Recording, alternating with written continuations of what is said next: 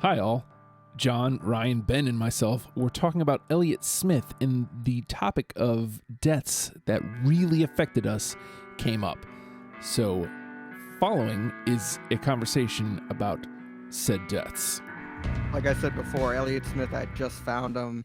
I'd just seen Good Will Hunting. I was listening to a shit ton of new metal and all this, whatever was popular at the time. And I heard this guy playing, acoustic guitar. Or I remember the outro scene when the car is driving away in Good Will Hunting.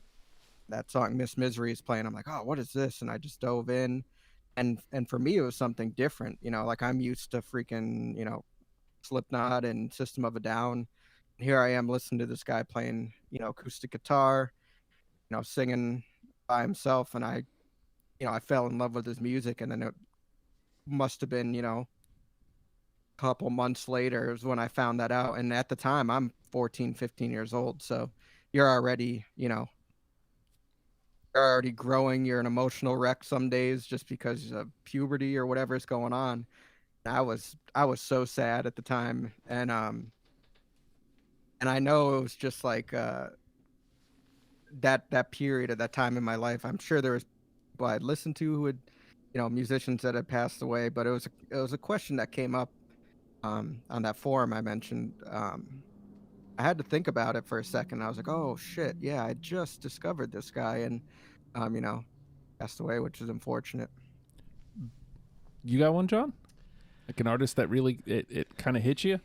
I don't, not necessarily. I think the deaths that most affected my life, only because it was in the news and that's what everybody talked about for years, even to this day, is Tupac and Biggie. But I wasn't a fan really of their music. You know what I mean? It was just such a pop culture popularity thing. Now when the way I view the death of artists, especially in the music industry now, like Elliott Smith or Kurt Cobain, Elliott Smith had a very, I don't want to say a very large, but at least a large music list, right? He's been in he's done a lot of songs. They were Heat Miser before and all that stuff, so you can find a lot. Where Kurt Cobain, how many out? He had 3 albums? Yeah, technically 3.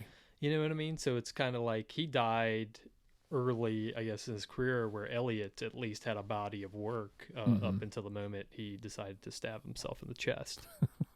Yeah, you say that too, and it was something else I was talking with Ben with. I was like, I would love to hear what he's doing now, because you listen to Figure Eight and just like how he had grown, like his career arc was him in a 4-track recorder, and then you go to Figure Eight where it's that, and that immersive full band sound. I think he still would have been, if he had stayed healthy, I still think he'd be putting out good music.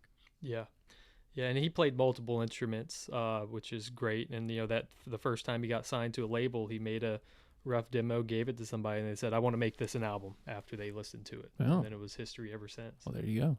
Ben, has any death ever hit you in that way?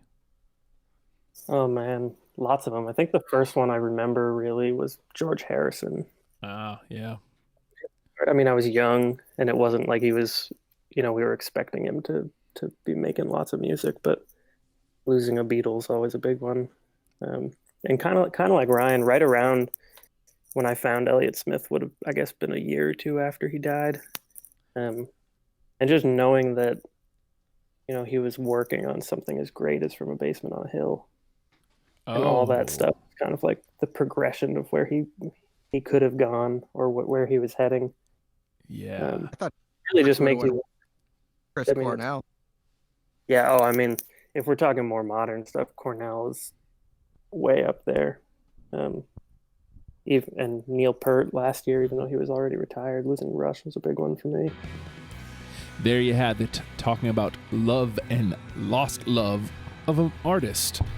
You can hear the rest of that conversation on After the Fact number 59, available on patreon.com/ohhijustin. It is a patron exclusive episode. So if you'd like to listen to that, $1 a month greatly helps out a big deal, actually. Patreon.com/ohhijustin. If you'd like to hear our conversation on Elliott Smith, the program comes out on Thursdays on all podcast